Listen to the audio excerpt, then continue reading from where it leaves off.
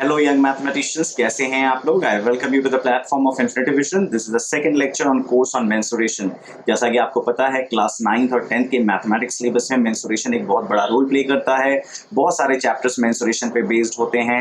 So इस course में we are going to cover everything you need to know about mensuration.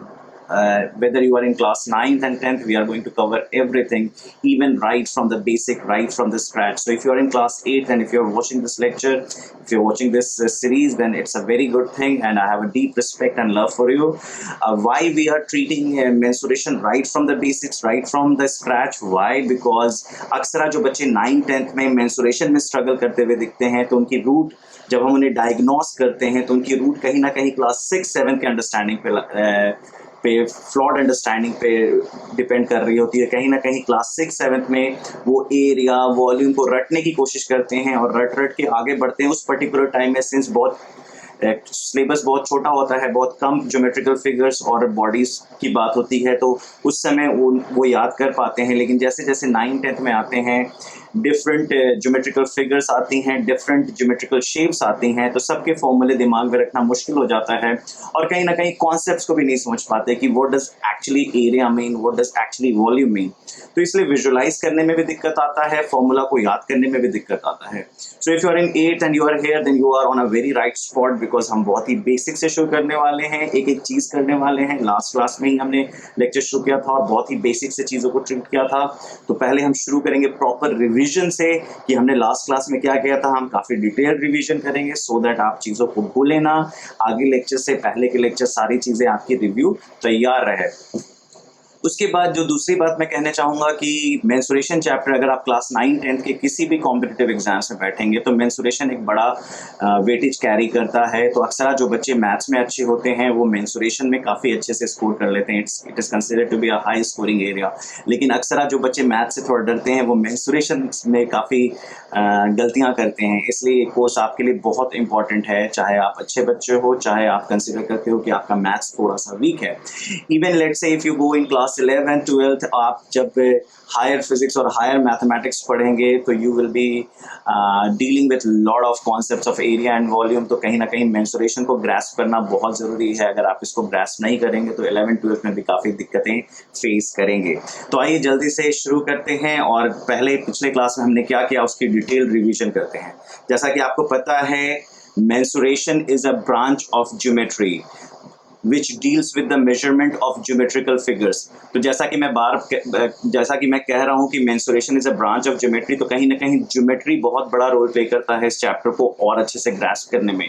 इसलिए मैं धीरे धीरे जितने भी ज्योमेट्रिकल फिगर्स यूज करूंगा उसकी प्रॉपर्टीज पे जरूर चर्चा करूंगा. मे बी डिटेल प्रूविंग में नहीं जाएंगे लेकिन एटलीस्ट उसके प्रॉपर्टीज में हम जाएंगे सो दैट हम उसको अप्लाई कर सके perfectly to find our answers when we are dealing with measurement, that is when we are dealing with mensuration. Okay, जल्दी से क्विक रिव्यू करते हैं. क्विक रिव्यू में सबसे पहले जो हमने बात की थी, अगर आपको याद हो, हमने बिग आइडिया की बात की थी. तो जब ज्योमेट्री को कॉन्सेप्ट्स को इमर्ज कर रहे तो सबसे पहले हमने बात की थी पॉइंट के बारे में. पॉइंट के बाद हमने चर्चा की थी लाइन के बारे में. लाइन के बाद हमने चर्चा की थी प्लेन के बारे में. प्लेन के बाद हमने चर्चा की थी सॉलिड के बारे में.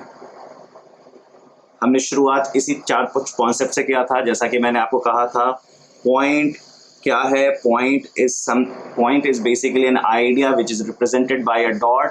Point has no length no size so it has no dimension. So point it has no dimension. तो आप इसे कह सकते हैं it is a 0 dimension thing.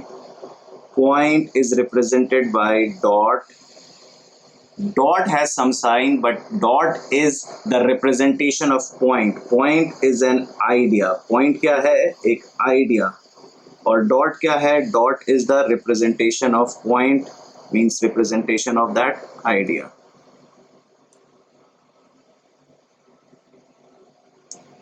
जब आप एक पॉइंट से दूसरे पॉइंट की तरफ बढ़ते हैं तो आप जानते हैं कोई भी कर्व हो, चाहे वो स्ट्रेट लाइन हो, सर्कल हो, वो बना होता है that consist of infinitely that is composed of infinite points. That's a collection of infinite point, चाहे वो सर्कल हो चाहे वो लाइन हो. तो कहीं ना कहीं लाइन क्या होता है? Line could be a straight line, और it could be a curve line.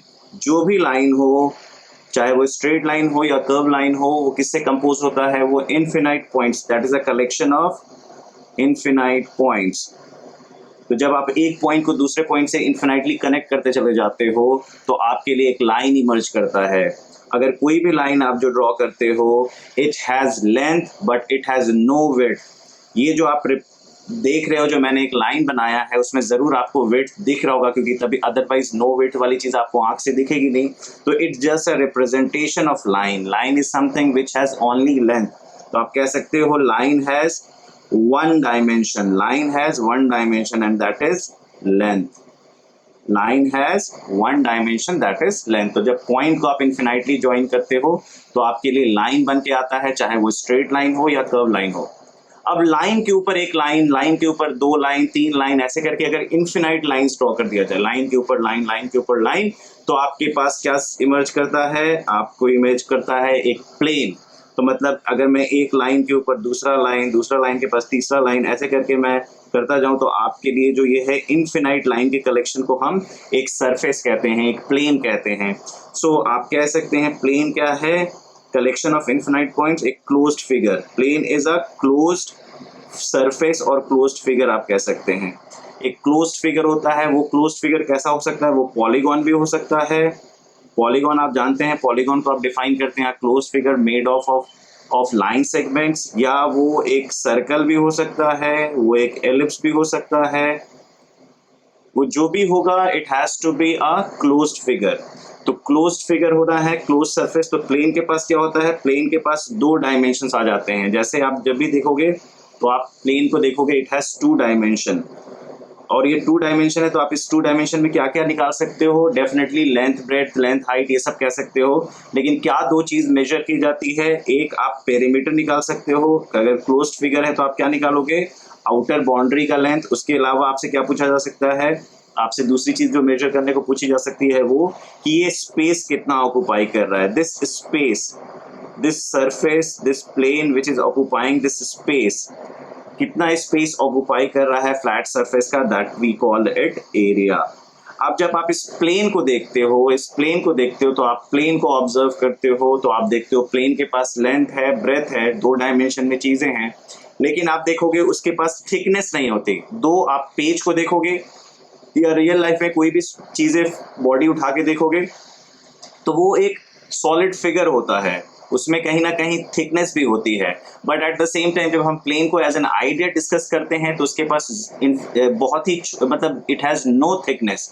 लेकिन आप प्लेन, आप जब उस जीरो थिकनेस की चीज को एक के ऊपर एक डालना शुरू करते हो, एक के ऊपर एक, एक के ऊपर एक, तो आपका सॉलिड इमर्ज करता है। क्या इमर्ज करता है? Solid which has three dimension. तो मतलब आप क्या कर रहे हो? प्लेन के ऊपर प्लेन के ऊपर प्लेन के ऊपर प्लेन डाल के आप एक मोटी, जैसे अगर पेज को मैं प्लेन कह दूं तो पेज के ऊपर पेज डाल के आपके पास एक कंप्लीट बुक बन जाता है, विच is a three dimension thing, right. तो सॉलिड क्या है? सॉलिड है बेसिकली एक कोई भी सॉलिड ऑब्जेक्ट अगर आप कह सकते हो तो आप कहोगे वो एक थ्री डायमेंशन बॉडी है, थ्री डायमेंशन बॉडी है which has some length, breadth, और कह सकते हैं आप कोई सरफेस है, कोई प्लेन सरफेस है विच हैज सम थिकनेस। आपसे पूछा जा सकता है कि सॉलिड का आप क्या क्या निकालोगे, तो आप कह सकते हो सॉलिड का मैं क्या क्या चीज निकाल सकता हूँ। सॉलिड का आपसे आप कोई भी सॉलिड देख लो, अगर आप क्यूबॉइड देख लो, अगर कोई बुक शेप भी देख लो, कोई बॉक्स देख लो, या आप इस पेन की भी बात करो तो इट हैज थ्री डायमेंशन। तो इससे आप इस चीज का आप क्या क्या निकाल सकते हो? तो सबसे पहले आपसे पूछा जा सकता है लेंथ ऑफ एजेस या height of the solid object, कुछ भी आपसे पूछा जा सकता है इन टर्म्स ऑफ लेंथ। फिर आपसे पूछा जा सकता है क्या, दूसरी चीज क्या पूछी जा सकती है? दूसरी चीज आपसे पूछी जा सकती है सरफेस एरिया, क्योंकि आप जो भी सॉलिड करोगे it will have different surfaces. जैसे कि अगर मैं इस पेन की बात करूं तो एक सरफेस ये है, एक सरफेस ये है, एक पिन पॉइंट है। उसी तरीके से अगर मैं इसकी बात करूं तो ये एक क्यूबॉइड शेप की चीज है और इट हैज, आप देख सकते हो, एक सरफेस, दो सरफेस, तीन सरफेस, चार सरफेस, पांच सरफेस, छह surface. You can see that cuboid has six surfaces. तो आपसे सरफेस एरिया पूछा जा सकता है। एट द सेम टाइम आपसे ये भी पूछा जा सकता है कि this box must be occupying some space of this room. This occupy, ये जो पूरे रूम की जो स्पेस ऑक्युपाई कर रही है, जो थ्री डायमेंशन में है, उसे हम कहते हैं वॉल्यूम। तो आपसे ये 3 चीज़ें पूछी जा सकती है। तो आप समझ रहे हो, आइडिया स्टार्ट होता है 0 डायमेंशन पॉइंट से। 0 डायमेंशन से हम पहुंच जाते हैं 1 डायमेंशन में, लाइन में, चाहे वो स्ट्रेट हो या कर्व हो, उसका आपको लेंथ निकालने को पूछा जा सकता है।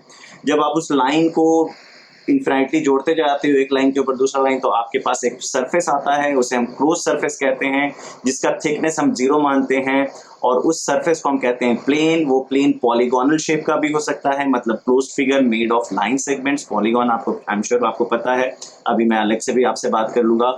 Eight the same time it could be a circle, it could be a irregular surface, it could be a elliptical, तो कुछ भी हो सकता है, but it that whatever that plane is, what you will have two things. One, you can find the length of the boundary, and the other thing, they can ask you that how much space this surface has, or you can say the area of the surface क्या है, area of the plane क्या है।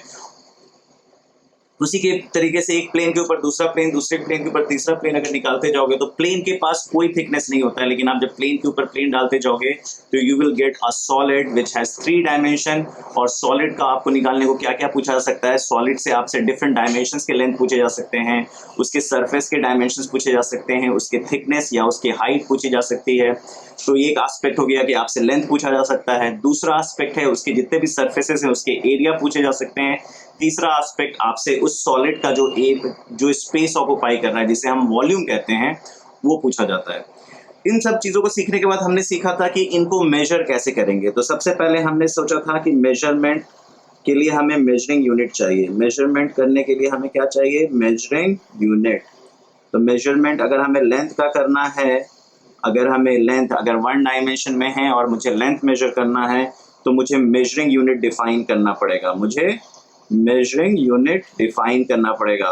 तो जैसा कि मैंने आपको कहा था कि एसआई यूनिट जो है इसका क्या है, मीटर। तो हमने 1 मीटर लेंथ डिफाइन कर दिया कि ये लेंथ आज से 1 मीटर कहलाएगी। तो हमने 1 मीटर लेंथ को डिफाइन कर दिया, दिस इज 1 मीटर। हमने 1 मीटर लेंथ को डिफाइन कर दिया। हमने कहा the whole part of this length is 1 metre. तो 1 metre is equal to 1 metre. फिर हमने कहा कि अगर मैं इस 1 मीटर को 10 टाइम्स कर दूं तो क्या बन जाता है, 10 मीटर। 10 को क्या कहते हैं ग्रीक में, डेका। तो हमने कहा 1 decametre is equal to 10 metre. उसी तरीके से हमने कहा कि इस 1 मीटर यूनिट को 100 टाइम्स कर दे तो क्या होगा, 100 मीटर। और हमने 100 का ग्रीक वर्ड क्या है, हेक्टो। तो 1 hectometre is equal to 100 metre. उसके बाद आपसे पूछा गया कि इसी का ही 1000 लेंथ कर दे, तो 1000 टाइम्स कर दे, तो आपने कहा 1000 मीटर। और 1000 का ग्रीक वर्ड क्या है, किलो। तो आपने कहा 1 किलोमीटर। ये मेजरिंग स्केल आपको पता चला कि 1 डेकामीटर में कितने मीटर होते हैं, 1 हेक्टोमीटर में कितने मीटर होते हैं, और 1 किलोमीटर। उसके बाद हमने कहा कि मान लीजिए मैं इस लेंथ का 1/10 पार्ट कर दूं, 1/10 मतलब 0.1 कर दूं, 0.1 मीटर। तो 1/10 को हम कहते हैं डेसी लैटिन में। तो इसको क्या हो गया, 1 डेसी मीटर। डेसी मीन्स क्या होता है, 1/10 इन लैटिन। उसके बाद हमने कहा कि चलो इस 1 मीटर को 100 पार्ट में डिवाइड कर देते हैं, तो 0.01 100 को क्या कहते हैं, सेंटी। तो 1 centimetre is equal to 0.01 metre. Similarly हमने 1000 किया, 1000 क्या होता है, 0.001 मीटर। और 1000 को लैटिन में क्या कहते हैं, मिली। तो 1 मिलीमीटर। तो आप समझ रहे हो कि एक्चुअली में ये जो लैंग्वेज है ये सिर्फ लैटिन और ग्रीक का सेम मतलब है, जो नंबर हम अप्लाई कर रहे हैं। सेम वे ये यूनिट जो थी हमने सीखी थी इन टर्म्स ऑफ स्टैंडर्ड। जैसा कि आपको पता है कि ब्रिटिश यूनिट भी बड़ा रोल प्ले करता है, खास करके उन कंट्रीज में जहाँ पे ब्रिटेन रूल कर चुका है। तो इंडिया को ब्रिटेन एक टाइम में रूल कर रहा था, आपको पता है, इसलिए बहुत सारी मेजरिंग यूनिट हम लोग अभी भी ब्रिटिश सिस्टम में बात करते हैं। ब्रिटिश सिस्टम में क्या होता है, ब्रिटिश सिस्टम में होता है 1 foot is equal to 12 inches. 1 foot को डिफाइन किया जाता है एज 12 इंचेस। उसके बाद 1 यार्ड को डिफाइन किया जाता है 3 फीट। उसके बाद 1 माइल को डिफाइन किया जाता है 1760 यार्ड। आई एम श्योर आपने माइल सुना होगा, कितने मीलों की दूरी है ना। तो ये आपका ब्रिटिश सिस्टम है, ये आपका स्टैंडर्ड यूनिट है। इन दोनों के बीच में कन्वर्जन के लिए हमें क्या करना होगा, हम दोनों के बीच में इन दोनों के लिए तो हमने एक समझा था 1 inch is equal to 2.54 centimetre. तो इससे अगर मैं एक सवाल आपसे पूछूं, क्वेश्चन, आपको पता है क्रिकेट पिच का लेंथ क्या होता है इन यार्ड? क्रिकेट पिच का लेंथ होता है, पिच इन यूनिट यार्ड, जो लेंथ होता है 22 यार्ड होता है। क्या होता है? 22 यार्ड्स। तो अब मेरा सवाल है कि क्या आप मुझे बता सकते हो कि क्रिकेट पिच का लेंथ इन मीटर क्या होता है, राइट? तो 20 लेंथ ऑफ क्रिकेट पिच क्या होता है? लेंथ ऑफ क्रिकेट पिच, आप लोग सब क्रिकेट खेलते हो, आई एम श्योर, आप गूगल करके देख सकते हो, दैट इज 22 यार्ड। क्या होता है? 22 यार्ड्स। सिमिलरली आपको पता है, क्या पता है आपको? आपसे पूछा जा रहा है लेंथ ऑफ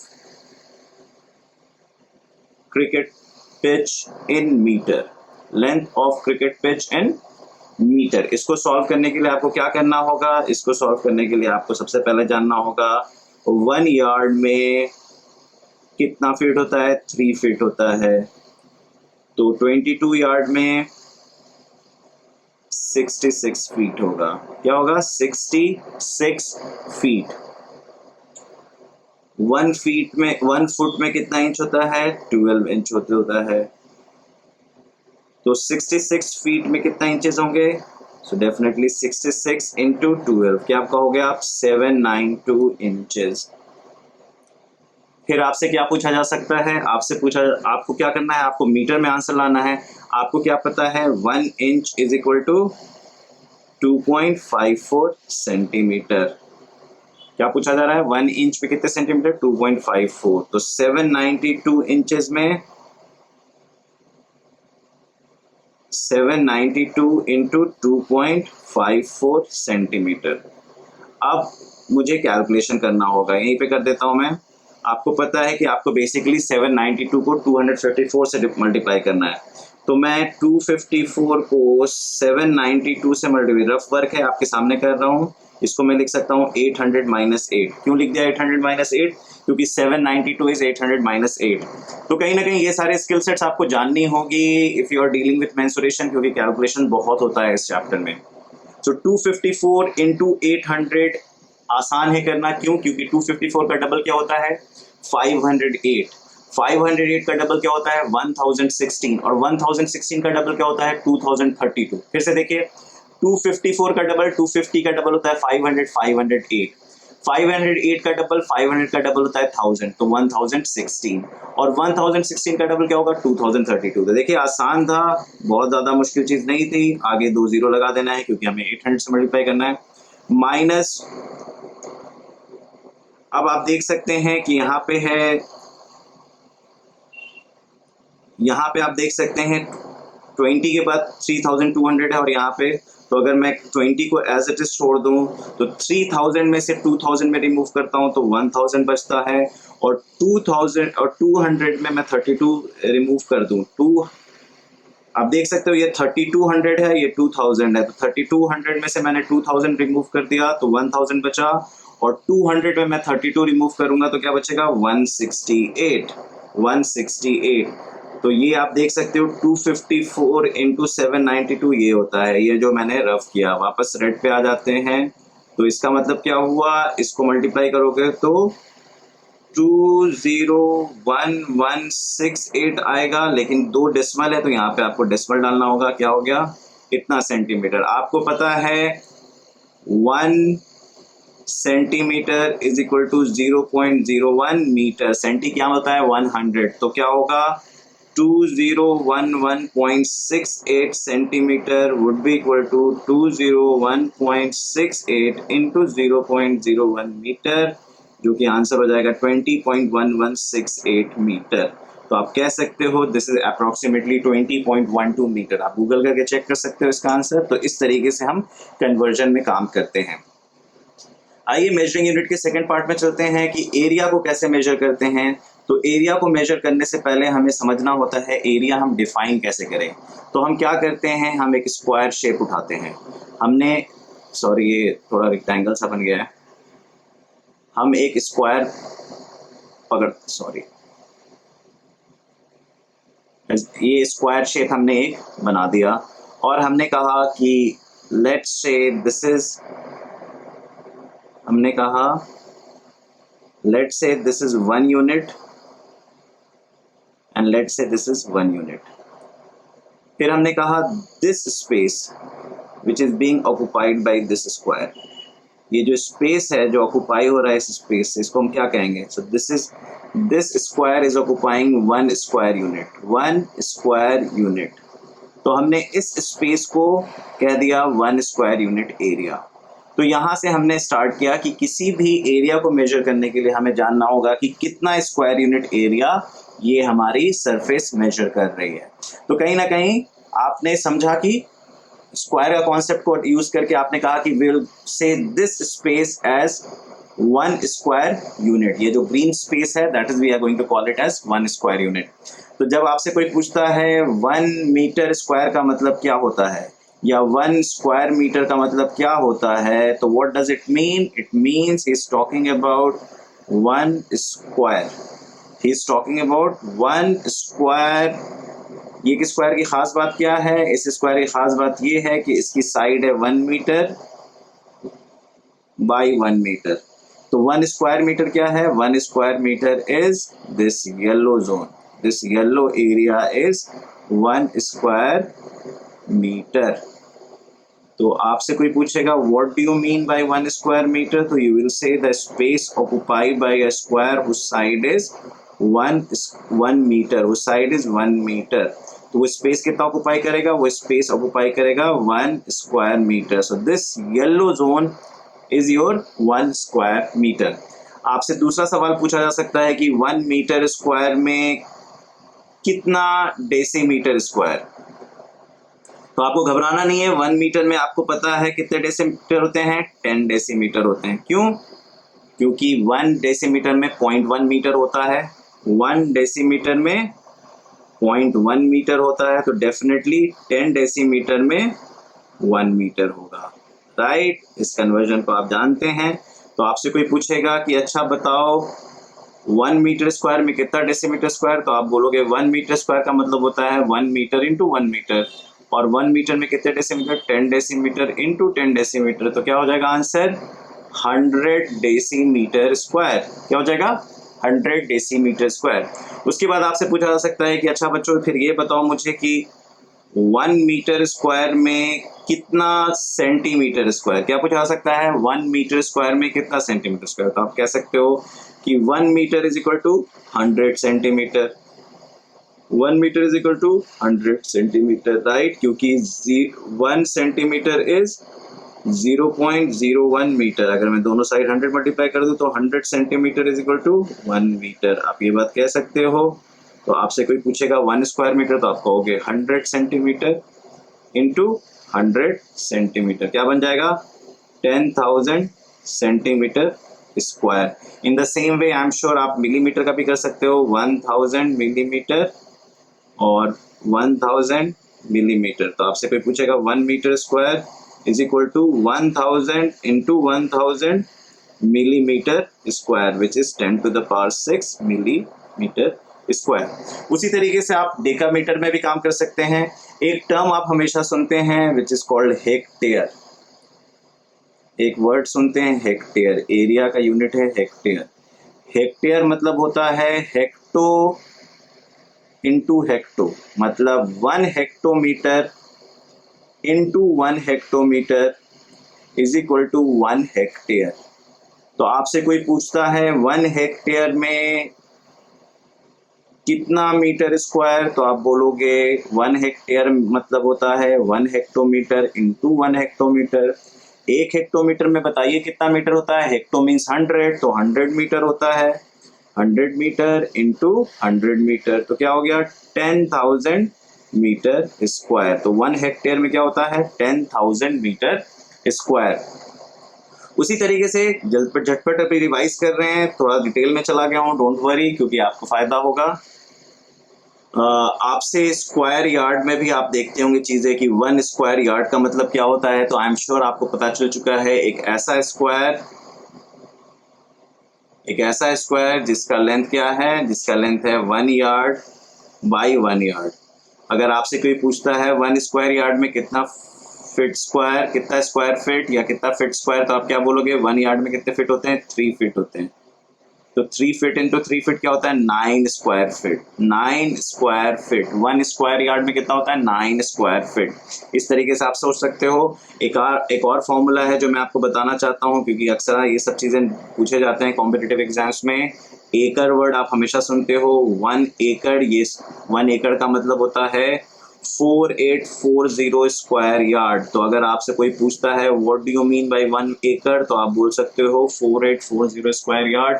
उसके बाद आपको इंटर कन्वर्जन पता है, आप इसको स्क्वायर फीट में निकालने के लिए आप इंटू 9 कर सकते हो। और अगर आपको लेट से आपसे पूछा जाता है 1 एकड़ में कितना मीटर स्क्वायर, ये सवाल पूछा जाता है, तो इसको सॉल्व करने का तरीका बताइए क्या होगा।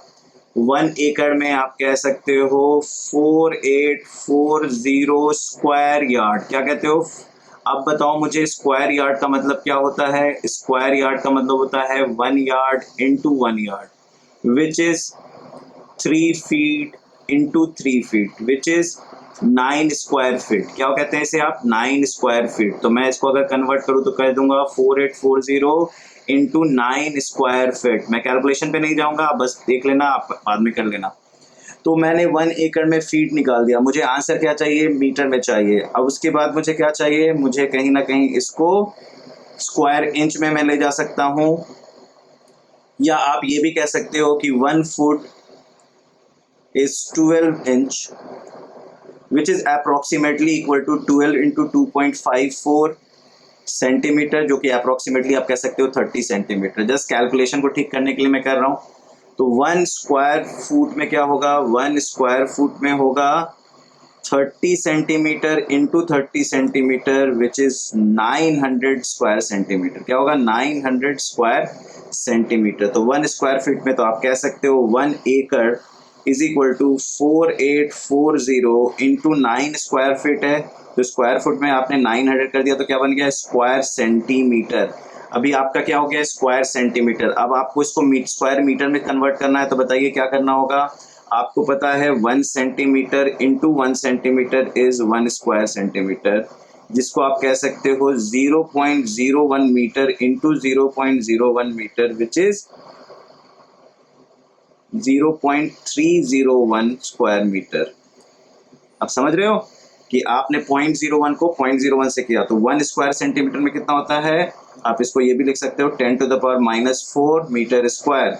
तो कहीं ना कहीं मैं ये कन्वर्ट कर सकता हूँ पूरे आंसर को, 1 एकड़ के आंसर को कन्वर्ट कर सकता हूँ मीटर में। कैसे, 1 एकड़ is 4840 into 9 into 900 square centimetre है, जिसको मैं 10⁻⁻⁴ से, तो ये आपका आंसर हो जाएगा।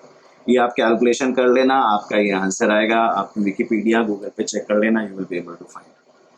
ओके, उसी तरीके से मेजरमेंट में हमने वॉल्यूम की भी बात की थी। हम वॉल्यूम को कैसे डिफाइन करेंगे। वॉल्यूम आपको पता है, it's a space occupied in a 3D।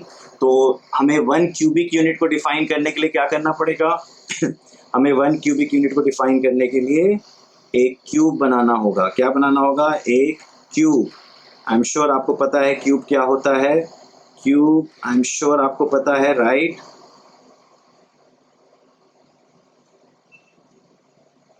Cube एक ऐसा बॉक्स है जिसके तीनों edges, length, breadth and height सब बराबर हैं। मतलब एक स्क्वायर, मतलब जितने भी सरफेसेस हैं, अगर मैं इसको क्यूब, ये तभी होगा जब छह सरफेसेस इसके बराबर होंगे। जैसा कि आप रूबिक क्यूब देखते होंगे, रूबिक क्यूब एक परफेक्ट क्यूब की तरह आप कह सकते हैं उसको। फिर आप देखिए क्या करेगा, मैं ये क्यूब आपके लिए बना दे रहा हूँ। ये क्यूब आपका बन गया। ये क्यूब डायग्राम को परेशान ना हो, ये रफ डायग्राम है। तो ये क्यूब मैंने बनाया, और इस क्यूब के अंदर जो स्पेस ऑक्युपाई हो रहा है, ये स्पेस, पूरा स्पेस, ये जो पूरा स्पेस ऑक्युपाई हो रहा है, इसे हम कहेंगे वॉल्यूम। क्या कहेंगे इसे हम, वॉल्यूम ऑफ दिस, या space occupied by this cube.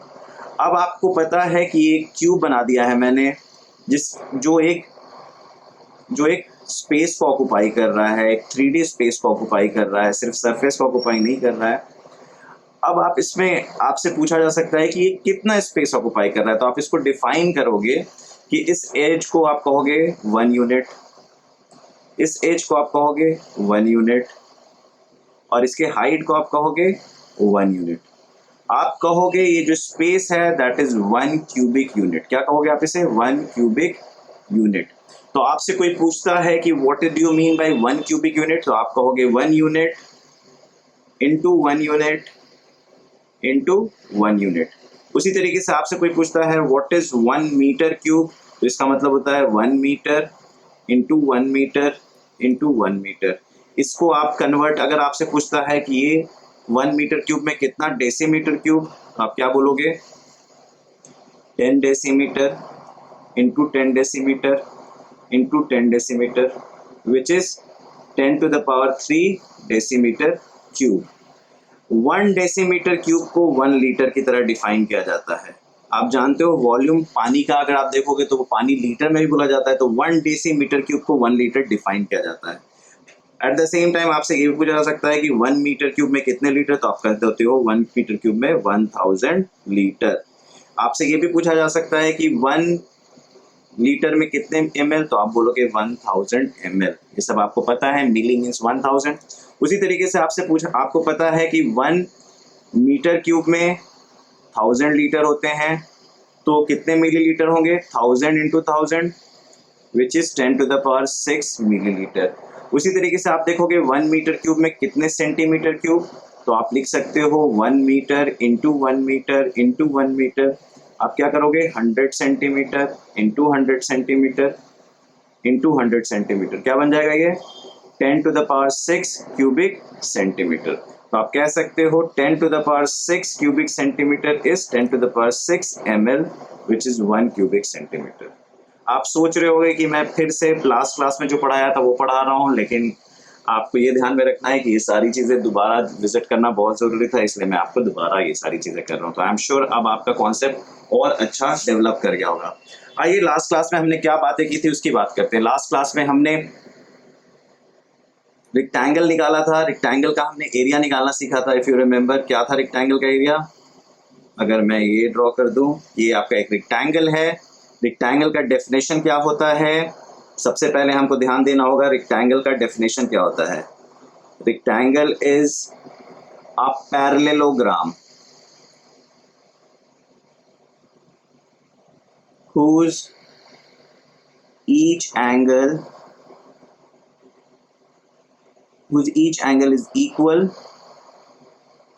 to each other, या whose all angles are equal and equal to 90 degree. बताइए ऐसा क्यों होता है? आपको पता है क्वाड्रिलेटरल 4 साइडेड पॉलीगॉन है जिसका सम ऑफ एंगल 360 डिग्री होता है, तो अगर चारों एंगल बराबर हो जाएगा तो 360/4 दैट इज 90 डिग्री। उसके बाद हमने बात की थी कि पैरेललोग्राम के अपोजिट साइड्स क्या होते हैं? इक्वल एंड पैरेलल होते हैं, आपको पता है। तो हमने इसे A B C D कहा, तो ये लेंथ अगर L है तो ये लेंथ भी L होगा। इसे B कहा तो ये कह दिया B। तो हमें पता है अगर मुझे इसका पेरीमीटर निकालना है तो पेरीमीटर क्या होगा? Twice of L plus B। उसी तरीके से हमने बात की थी अगर मुझे इसका एरिया निकालना है तो मुझे देखना होगा लेंथ कितना है। तो मान लो लेंथ मेरा 1 यूनिट, 2 यूनिट, 3 यूनिट। जैसा कि मैं देख रहा हूँ 5 यूनिट लेंथ है। ब्रेथ देख लेता हूँ, 1 यूनिट। तो मैंने देखा कि अच्छा मेरे पास ये जो रेक्टेंगल है ये कितने स्क्वायर एरियाज को कवर कर रहा है, तो आप देख सकते हैं। आपने देखा कि ये एक स्क्वायर टाइल कवर कर रहा है, 1 स्क्वायर यूनिट। तो आपने देखा कि अच्छा कितने स्क्वायर टाइल्स हैं ऐसे, तो आपने कहा कि ऐसे स्क्वायर टाइल्स हैं इसके पास। कितने स्क्वायर टाइल्स हैं ऐसे, तो आपने कहा कि ऐसे स्क्वायर टाइल्स हैं 15, क्योंकि लेंथ कितना है? लेंथ है 5 यूनिट और ब्रेथ कितना है? 3 यूनिट। तो आपने कहा area is L into B।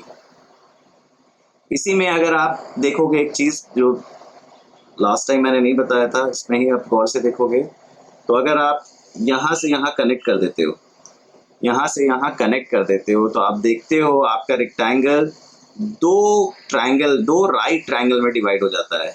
आप गौर से देखोगे तो एक राइट ट्रायंगल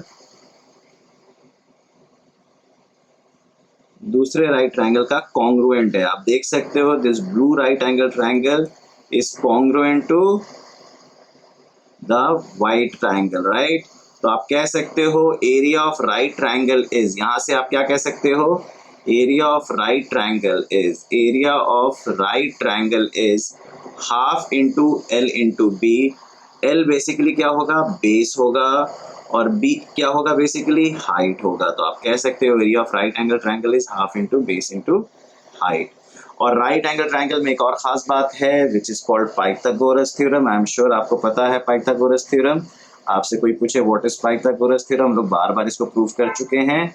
अगर ये ए बी सी है तो आप कह सकते हो this is let say A, this is B, this is C, तो A square plus B square equal C square. इसको हम लोग प्रूव भी कर चुके हैं using the concept of A plus B का होल स्क्वायर। आज मैं उसमें नहीं जाऊंगा। तो ये आपको ध्यान में रखना है कि अगर किसी भी राइट एंगल ट्रायंगल में कोई भी दो साइड दिया हुआ है तो मैं तीसरा साइड निकाल सकता हूँ। उसके बाद हमने बात की थी पैरेललोग्राम की एरिया निकालने की। तो अगर मैं ये पैरेललोग्राम बना दूं, sorry,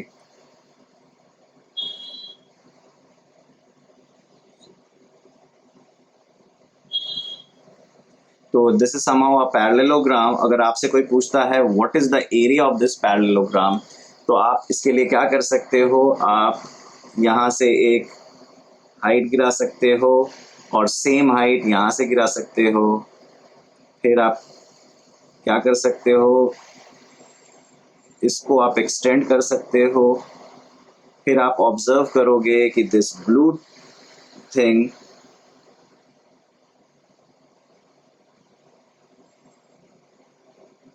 this blue is congruent to this triangle. Why do I say these two triangles are congruent?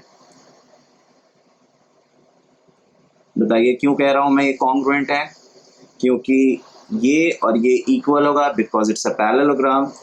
ये और ये इक्वल होगा क्योंकि ये हाइट ड्रॉप कर रहा हूँ, this is 90 degree, this is 90 degree. तो मैं ये कह सकता हूँ this is also equal to this.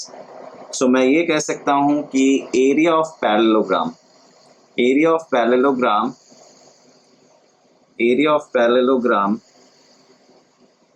is blue plus white region, blue plus white region, right। अगर मैं इसे A B C D कहूँ तो A B C D का रीजन आपको पता है, area A B C D आपने निकाल दिया। और मैं इसे E और इसे F कहूँ तो आपसे पूछूंगा area of E F C D which is a rectangle, which is area of rectangle। तो आप क्या कहोगे, EF into FC, that is length into breadth, and EF is actually equal to AB and FC is actually equal to ED। और आपको पता है ये और ये सेम है क्योंकि ब्लू प्लस वाइट है। तो आप कह सकते हो area of parallelogram is, area of parallelogram is AB into ED।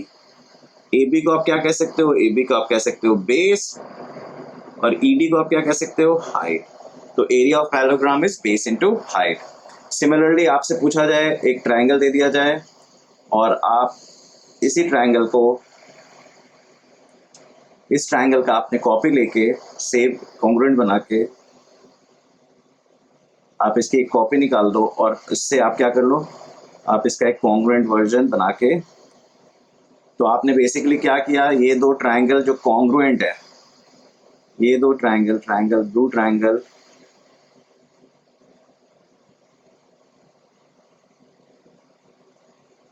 ये ब्लू ट्रायंगल है जिसका आपको एरिया निकालना है।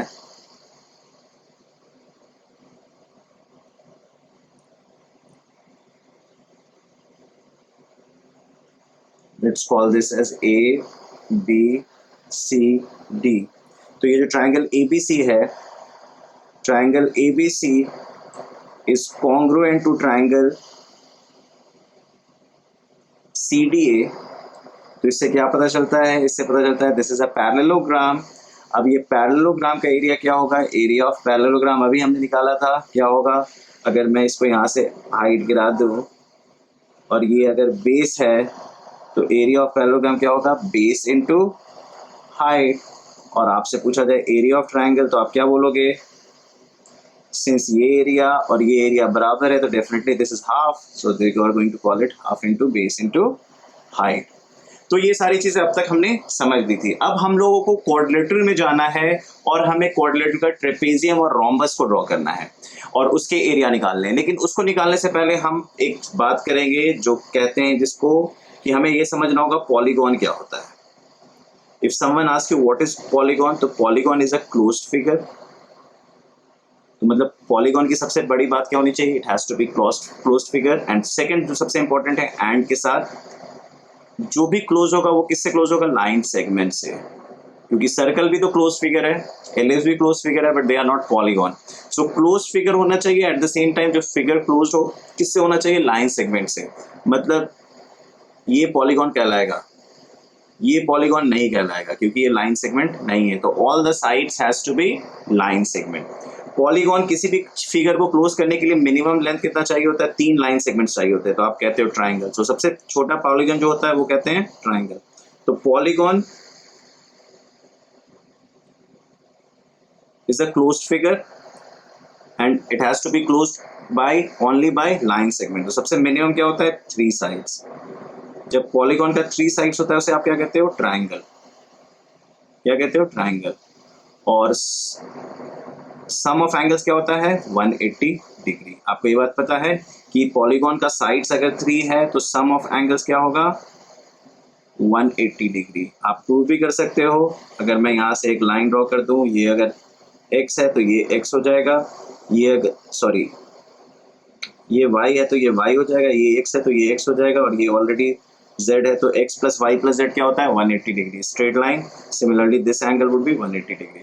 सिमिलरली पॉलीगॉन का जो सेकंड होता है 4 साइड्स, 4 साइड्स आप क्या कहते हो, कोऑर्डिनेटर। क्या कहते हो, कोऑर्डिनेटर। तो n होता है 4। अब सम ऑफ एंगल्स पूछा जाए तो अगर आप कोई भी कोऑर्डिनेटर ड्रॉ करो तो आप देख सकते हो ये बेसिकली 2 ट्राइंगल से बना है, 1 ट्राइंगल 2 ट्राइंगल। तो ये एंगल ये एंगल ये एंगल 180 डिग्री होता है। अब इन दोनों तीनों को ऐड कर दो तो क्या हो जाता है, 180 प्लस 180 360 डिग्री। तो सम ऑफ एंगल्स क्या होगा, 360 डिग्री, जिसे आप कह सकते हो 180 इंटू 2। Similarly n is equal to 5, pentagon के लिए सम ऑफ एंगल्स क्या होता है, 540। क्या होता है, 540, जिसे आप कह सकते हो 180 डिग्री इंटू 3। तो आप पैटर्न देख सकते हो, 180 इंटू 1, 180 इंटू 2, 180 इंटू 3। n अगर 6 है तो सम ऑफ एंगल्स क्या हो सकता है, 720, विच इज 180 इंटू 4। तो आप देख रहे हो 5 है तो 3 से मल्टीप्लाई हो रहा है, 6 है तो 4 से मल्टीप्लाई हो रहा है, 4 है तो 2 से मल्टीप्लाई हो रहा है, 3 है तो 1 से मल्टीप्लाई हो रहा है। तो sum of angles of a polygon क्या होता है, अब पॉलीगॉन n साइड्स का क्या होगा, 180 degree into n minus 2। You have to remember this, right. तो अगर मैं कोऑर्डिनेटर की बात करूं तो कोऑर्डिनेटर का सम ऑफ एंगल्स क्या होगा, 4 sides.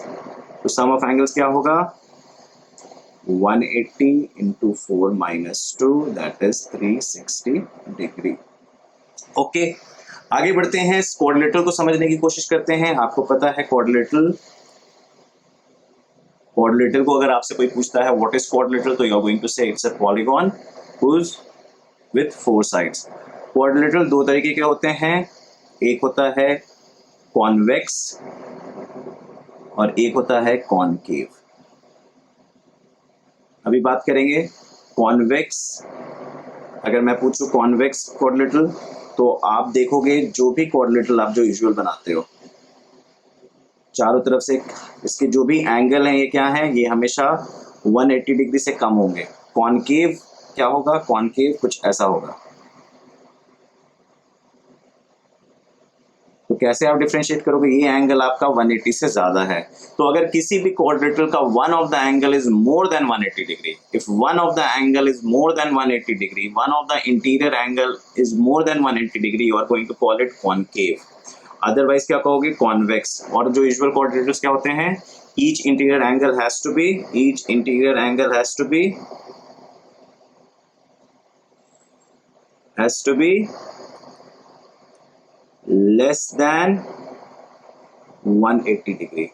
At least one angle has to be more than 180 degree. ये आपका डिफरेंस पता चल चुका है कॉन्वेक्स और कॉनकेव में। अब आपको मैं एक कोऑर्डिनेटर दे देता हूँ कॉन्वेक्स कोऑर्डिनेटर। क्या दे देता हूँ आपको? मैंने एक कॉन्वेक्स कोऑर्डिनेटर दे दिया। Let's say this is your, sorry, कोई भी इरेगुलर सा कोऑर्डिनेटर है। लेट्स से आपको मैंने एक कॉन्वेक्स कोऑर्डिनेटर दे दिया। अब इस कॉन्वेक्स कोऑर्डिनेटर को मैंने आपको बोला ये क्ले का बना हुआ है। Let's say this is A B C D. आपने क्या किया? आपने एक पेयर को, क्ले का बना हुआ है तो आपने एक पेयर को अपोजिट साइड को पैरेलल बना दिया। आपने क्या किया? One pair of opposite side parallel बना दिया। सिंस क्ले का बना है तो आप बना सकते हो, ये बन गया ए बी सी डी। तो आपने एक कोऑर्डिनेटर है जिसके वन पेयर, क्या क्या है? One pair of opposite side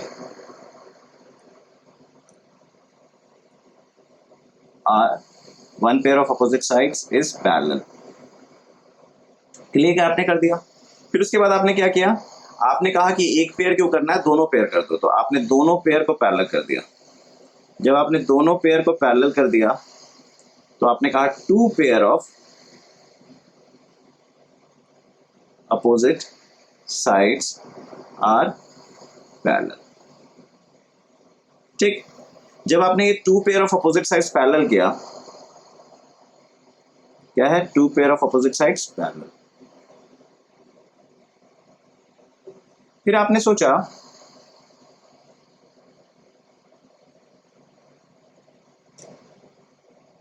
सोचा कि सिंस ये क्ले का बना हुआ है तो मैं इसको चारों साइड्स को बराबर कर देता हूं। तो आपने एक ऐसा पैरेललोग्राम बनाया जिसका चारों साइड्स बराबर है।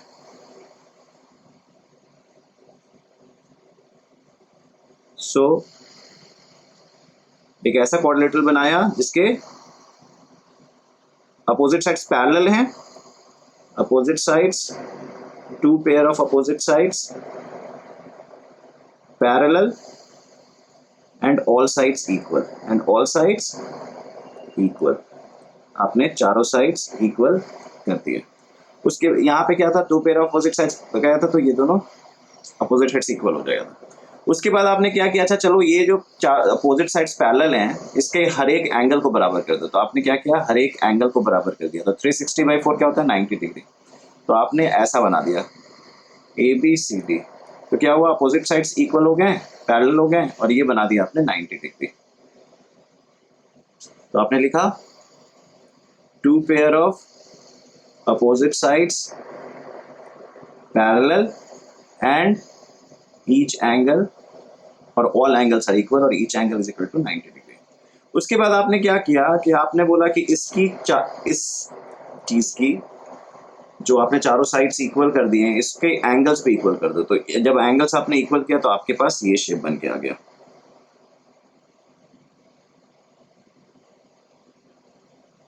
तो क्या हुआ? चारों एंगल के साथ चारों साइड्स, और सेम वे इसके साथ भी किया तो ये बन गया। तो आई एम श्योर आप इन सारे चीजों को पहचानते हो। Let's try to name them now. So we are going to call this as trapezium. We are going to call them as trapezium. तो कोई आपसे पूछता है व्हाट इज ट्रेपेजियम, तो you are going to say it's a quadrilateral whose one pair of opposite sides parallel.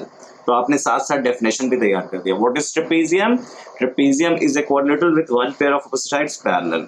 उसके बाद आप I am sure two pair of opposite sides को आप नाम जानते हो, पैरेललोग्राम। तो आपसे कोई पूछता है व्हाट इज पैरेललोग्राम, तो आप बोलोगे it's a quadrilateral with two pair of opposite sides parallel. Two pair of opposite sides are parallel. अभी हम लोग प्रॉपर्टी की बात बाद में करेंगे। जब आपने तो ये पैरेललोग्राम हो गया आपका, two pair of opposite sides. आपने इस पैरेललोग्राम के चारों साइड्स को इक्वल कर दिया, तो आपने इसका नाम क्या रख दिया? रोम्बस। चारों साइड्स को क्या कर दिया? इक्वल कर दिया। आपने इसका नाम रख दिया रोम्बस। अब ये क्या किया? चारों एंगल को बराबर कर दिया, इसका नाम क्या कर दिया? रेक्टेंगल। और जब रोम्बस के सारे एंगल को इक्वल कर दिया तो बन गया स्क्वायर, या जब रेक्टेंगल के सारे साइड्स को इक्वल कर दिया तो बन गया स्क्वायर। तो मतलब आपको समझना होगा कि ये parallelogram, rhombus is a parallelogram with all sides equal, rectangle is a parallelogram with all angles equal, and square is rhombus and rectangle. तो एक ऐसा क्वाड्रिलेटरल जो रोम्बस भी है और रेक्टेंगल भी है। तो कहीं ना कहीं आपको ये समझ में आ रहा है कि पैरेललोग्राम ही है, रोम्बस ही पैरेललोग्राम है और रेक्टेंगल भी पैरेललोग्राम है, लेकिन एक स्पेशल टाइप ऑफ पैरेललोग्राम है। तो पहले हमें पैरेललोग्राम की प्रॉपर्टीज को समझना होगा टू अंडरस्टैंड रोम्बस। तो आप पैरेललोग्राम अगर आप देखो, चलो एक पैरेललोग्राम बना लेते हैं।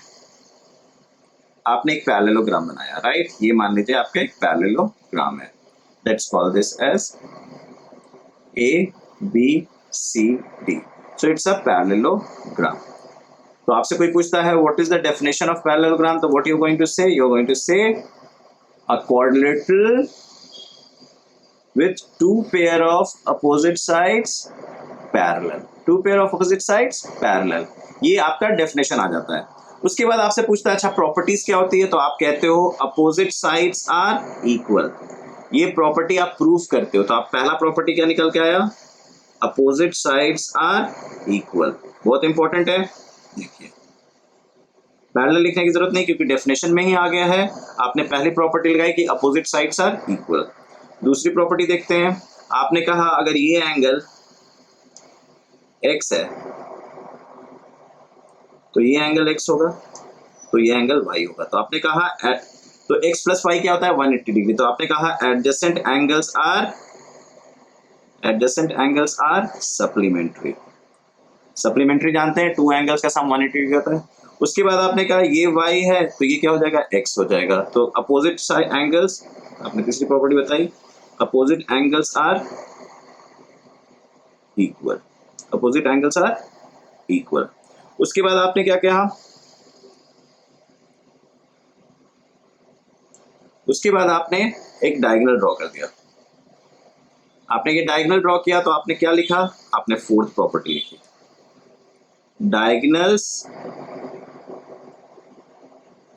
Divide parallelogram into congruent triangles, into congruent triangles। Since आप लोग ये सब प्रूफ कर चुके हो तो मैं सीधे इसको लिख रहा हूं।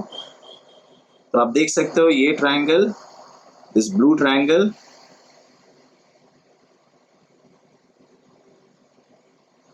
Is congruent to the white triangle. आपको ये बात पता है, this blue triangle is congruent to the white triangle.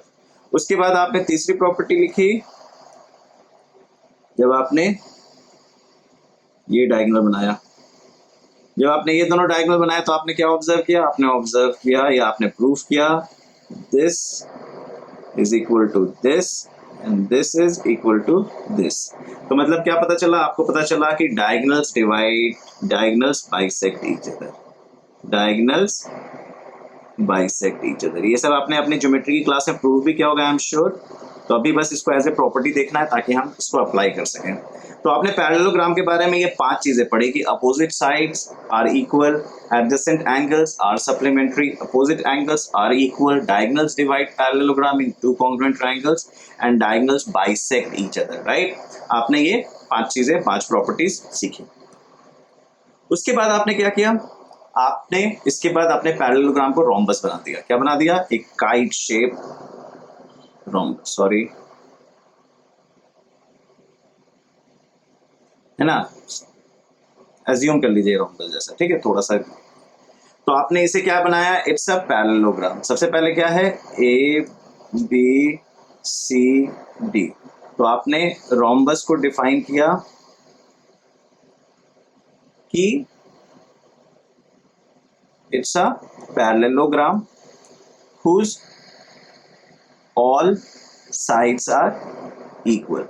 तो आपने कहा it's a parallelogram whose all sides are equal। तो मतलब this this this and this, तो अपोजिट साइड से इक्वल था ही, एडजेसेंट साइड भी इक्वल हो गया, तो इट्स अ पैरेललोग्राम।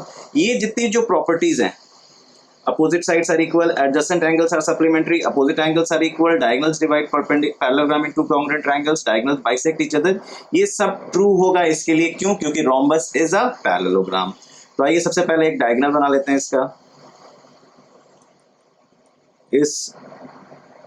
इसको हम कहेंगे लॉन्गर डायगोनल, ठीक है, इसको कहेंगे हम, थोड़ा सा डायग्राम डिफरेंट बना था, आप इसको थोड़ा सा माइंड मत कीजिएगा। सो दिस बेसिकली AC, और ग्रीन डायगोनल को कहूंगा मैं, इसको कहूंगा स्मॉलर डायगोनल, ठीक है। ये डायगोनल के बारे में आप, बड़े डायगोनल को हम कह देते हैं लेट्स से रेड डायगोनल को मैं कह देता हूं D1 और ग्रीन डायगोनल को मैं कह देता हूं D2। सिंस ये दोनों डायगोनल्स एक दूसरे को बाइसेक्ट कर रहे हैं तो आप कह सकते हो this is equal to this and this is equal to this. Why do you say that they are bisect? Because parallelogram के डायगोनल्स दोनों को बाइसेक्ट करते हैं। अब आपके पास खास बात क्या है? आपके खास बात ये है कि आप देख रहे हो कि दिस येलो ट्रायंगल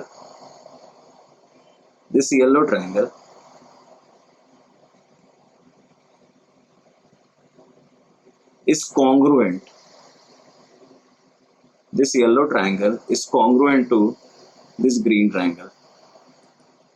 और आप देख रहे हो कि नीचे के भी दो ट्रायंगल कॉन्ग्रुएंट है। तो ये सब कॉन्ग्रुएंट ट्रायंगल्स हैं। All the 4 triangles are congruent triangles, right? क्यों है कॉन्ग्रुएंट? क्योंकि तीनों साइड्स इक्वल हैं। ट्रिपल एस से आप कह सकते हो। तो आप कह रहे हो कि सर ये एंगल और ये एंगल बराबर होंगे, ऑफ कोर्स, और ये स्ट्रेट एंगल है तो बराबर होंगे। तो क्या हो गया? 90 डिग्री। तो आप कह सकते हो पहली property that diagonals are perpendicular bisector. Rhombus का पहला प्रॉपर्टी क्या हुआ? Diagonals are bisector. ये प्रॉपर्टी ऑलरेडी ट्रू है, ये बोलने की जरूरत नहीं है क्योंकि रोम्बस इज अ पैरेललोग्राम। तो जो सबसे स्पेशल प्रॉपर्टी आई है कि diagonals are perpendicular bisector apart from definition. बहुत ही इंपॉर्टेंट प्रॉपर्टी है, इसलिए प्रेशर दे रहा हूं। एट द सेम टाइम दूसरी चीज आपने देखा होगा, ऑब्जर्व किया होगा कि ये एंगल और ये एंगल बराबर हो गया है क्योंकि both the triangles are congruent, और ये एंगल और ये एंगल भी बराबर हो गया है बोथ द। तो आप कह सकते हो both diagonals are angle bisector also. तो दूसरा प्रॉपर्टी क्या कह सकते हो? Diagonals are interior angle bisectors. तो आप झटपट इसका एरिया निकाल लेते हैं। झटपट इसका क्या करते हैं? एरिया निकाल देते हैं। तो मैं इस येलो का एरिया निकाल देता हूं, येलो ट्रायंगल का। तो येलो ट्रायंगल का एरिया क्या होगा? एरिया ऑफ येलो ट्रायंगल बताइए क्या होगा? बहुत ही आसान सवाल है। जैसा कि आप जानते हो पूरा जो लेंथ है ये क्या है? D1 लेंथ है, तो इसका आधा क्या हो जाएगा? D1/2। ये पूरा लेंथ क्या है? D2, तो ये क्या हो जाएगा? D2/2। तो area of right angle triangle क्या होता है? Half into base into height. तो half into D1/2 into D2/2। This is the area of yellow triangle. अब बताइए कि पूरा रोम्बस का एरिया क्या होगा? 4 टाइम्स ऑफ दिस। क्यों होगा? क्योंकि चारों ट्रायंगल इक्वल है। तो आपने बता दिया है area of rhombus would be 4 times the area of yellow triangle, which is half into D1/2 into D2/2, which is going to be half D1 into D2। ये 2 ये कट गया। So this is the area of rhombus. So area of rhombus is half of the product of diagonals। तो यहां से आपने rhombus के बारे में सीखा। Eight the same time rectangle के बारे में मैं खास बात क्या बताने वाला हूं, बस वो जो आपको ध्यान में दे रखना है, छोटी सी प्रॉपर्टीज के बारे में बता रहा हूं कि रेक्टेंगल और पैरेललोग्राम। रेक्टेंगल क्या है? Rectangle itself is a parallelogram. Rectangle क्या है? It's a parallelogram whose all angles are equal। एक खास बात क्या है रेक्टेंगल की जो आपको याद रखनी है कि रेक्टेंगल के जो डायगोनल्स होते हैं they are equal। diagonals of rectangle are equal। diagonals of rectangle are equal। ये आपके पैरेललोग्राम के लिए, हर पैरेललोग्राम के लिए ट्रू नहीं है। तो आपको अगर सेपरेट करना हो एक तरीका है पैरेललोग्राम से रेक्टेंगल को सेपरेट करने का कि सारे एंगल बराबर होने चाहिए। दूसरा तरीका है कि आपको उसके डायगोनल्स को देखना होगा, अगर वो दोनों डायगोनल्स इक्वल निकलते हैं तो वो रेक्टेंगल हैं। और सेम वे अगर आपसे कोई स्क्वायर के बारे में पूछे तो आपको पता है कि square is a rhombus whose all angles are equal। तो इसमें जो आपको खास बात देखने वाली है वो ये कि अगर मैं डायगोनल ड्रॉ कर देता हूं तो rhombus square is a rectangle also. तो क्या है कि इसके डायगोनल्स बराबर होंगे, स्क्वायर के भी डायगोनल्स क्या होंगे? बराबर होंगे। तो मैं अगर इसे ABCD कह देता हूं तो आपको पता है ये एंगल 90 डिग्री है, तो इसका मतलब ये क्या होगा? 45 डिग्री, और ये क्या होगा? 45 degree. Why? Because diagonals of a rhombus are angle bisector, और ये क्या होगा? 90 डिग्री। ये क्या होगा 45 डिग्री, राइट। और ये अगर साइड ए है, ये अगर साइड ए है तो इसका डायगोनल क्या होगा √2a, पाइथागोरस थ्योरम। यहां से आपसे डायगोनल का लेंथ पूछा जाएगा, ये अगर l है ये अगर b है तो क्या होगा √L² plus b², right. Last quadrilateral बचा है जिसका एरिया हमें निकालना है, that is trapezium, the heart shape. जल्दी से ट्रेपेजियम बना लेते हैं। तो मान लीजिए ये ट्रेपेजियम बना लिया है मैंने। अब मुझे इस ट्रेपेजियम का एरिया निकालना है। क्या निकालना है? इस ट्रेपेजियम का मुझे एरिया निकालना है। तो ट्रेपेजियम बताइए क्या होता है? ट्रेपेजियम होता है अ quadrilateral with one pair of opposite sides parallel, with one pair of opposite sides parallel। तो पैरेलल है एक पेयर ऑफ अपोजिट साइड, तो मैं कहूंगा ए बी सी डी। तो मैं कह रहा हूं A B is parallel to C D. अब ए बी और सी डी पैरेलल है, इसका क्या मतलब है? दो लाइन इक्वी डिस्टेंट से गुजर रही है। जो दोनों के बीच की डिस्टेंस होगी उसको पहले ड्रॉ कर लेते हैं।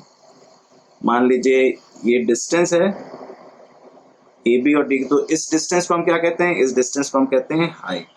क्या कहते हैं इसे? हाइट। तो इसे मान लीजिए ए ई कहते हैं, तो इसे हम कहते हैं एच। सेम वे यहां से भी अगर मैं ड्रॉप कर लूं तो क्या होता है एफ, ये भी क्या हो गया एच।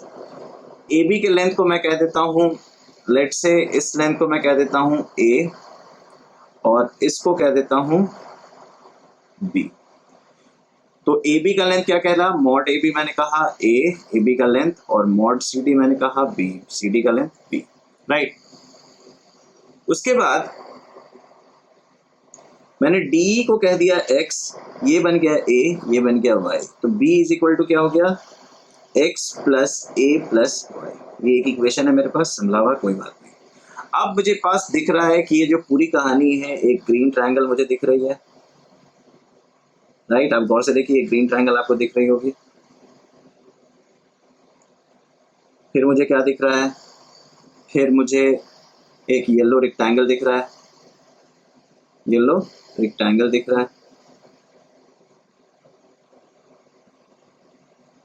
राइट। एक येलो रेक्टेंगल दिख रहा है मुझे।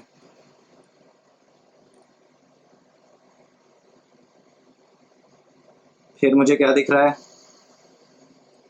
फिर मुझे दिख रहा है लेट्स से पिंक ट्रायंगल। मुझे एक पिंक ट्रायंगल दिख रहा है। तो जो मेरा पूरा ट्रेपेजियम है वो green triangle, yellow rectangle and pink triangle से बना हुआ है। अब मुझे क्या करना है? मुझे इसके एरिया निकालने हैं। तो झटपट इसका एरिया निकाल देते हैं। Green triangle half into base into height, this is x, this is H. तो मैं इसका कह सकता हूं हाफ इंटू एच एक्स। ये रेक्टेंगल है ए इंटू एच, इसका एरिया क्या हो गया ए इंटू एच। अगेन ये पिंक ट्रायंगल का एरिया क्या हो गया हाफ इंटू एच वाई। तो मैं कह सकता हूं area of trapezium, area of trapezium is area of green triangle. Green triangle क्या है? Half into H into X. Yellow rectangle क्या है? A into H. और पिंक रेक्टेंगल क्या है? Half into H into Y. H common ले लेता हूं, एच कॉमन ले लिया, ब्रैकेट में क्या आया half x plus A plus half Y. LCM ले लेता हूं, 2 एलसीएम हो जाएगा तो क्या बनेगा x plus 2a plus Y upon 2 half H into X plus A plus Y plus A. बताइए क्यों किया मैंने ऐसा? क्योंकि x plus A plus Y क्या है b। तो क्या हो गया half into H into A plus B. This is the area of trapezium. तो कोई आपसे पूछता है what is the area of trapezium, तो आप लिखते हो half into sum of parallel sides, sum of parallel sides into height. This is how we find the area of trapezium. तो इससे हमारा क्वाड्रिलेटरल खत्म हो गया। आइए झटपट ट्रायंगल को खत्म करते हैं and then will call it a day. उसके बाद थर्ड लेक्चर में हम सर्कल को करेंगे और फिर उसका प्रॉब्लम सॉल्विंग करेंगे, और फिर फोर्थ लेक्चर में हम वॉल्यूम सरफेस एरिया में जाएंगे, और फिफ्थ सिक्स लेक्चर में प्रॉब्लम सॉल्विंग करके ये पूरा आपका सीरीज मेंसुरेशन का हम खत्म कर देंगे। तो आइए देखते हैं क्या कहते हैं ट्रायंगल में हमारे पास क्या है। ट्रायंगल आपको ऑलरेडी पता है कि ट्रायंगल को हमने ऑलरेडी एरिया निकाल दिया है। ट्रायंगल का एरिया क्या होता है, half into base into height. हमने ये जनरल फॉर्मूला निकाला है, किसी भी ट्रायंगल के लिए ट्रू है। अब स्पेशलाइज ट्रायंगल में बढ़ते हैं। आपके पास तीन टाइप के ट्रायंगल होते हैं अगर आपको पता हो, on the basis of the length of sides. एक होता है इक्विलेटरल ट्रायंगल,